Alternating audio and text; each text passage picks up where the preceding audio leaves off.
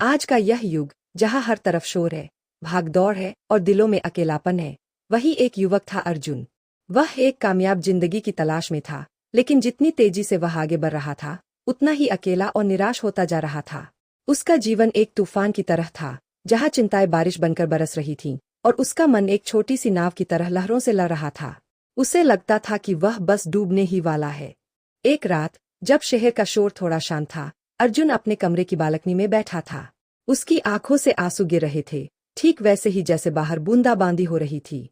वह टूटे दिल से ऊपर आसमान की तरफ देखकर बोला, प्रभु, यह कैसी जिंदगी है? मैं थक गया हूँ इस तूफान से। क्या कहीं कोई शांति नहीं है? तभी अचानक उसकी आंखों के सामने एक दिव्य छवि प्रकट हुई। वह थे साक्षात श्री कृष्ण। उनका चेहरा शांत, गहरा नीला और बेहद तेजस्वी था। उनके हाथों में एक चमकता हुआ नीले रंग का मोती था, जो किसी दिव्य आंसू की तरह लग रहा था। यह मोती किसी बाहरी चीज से नहीं, बल्कि एक आध्यात्मिक प्रकाश से जगमगा रहा था।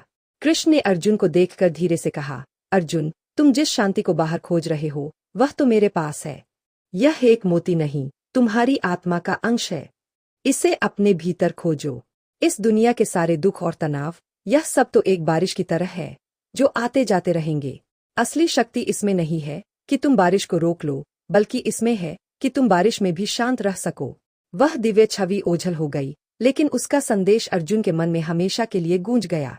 अर्जुन को समझ आ गया था कि उसके जीवन की नाव को बाहर के तूफान से नहीं, बल्कि भीतर की अशांति से खतरा है। उसने अपने मन को शांत करना सीखा। उसने बाहरी दुनिया से दूरी बनाकर खुद को समझने की कोशिश की।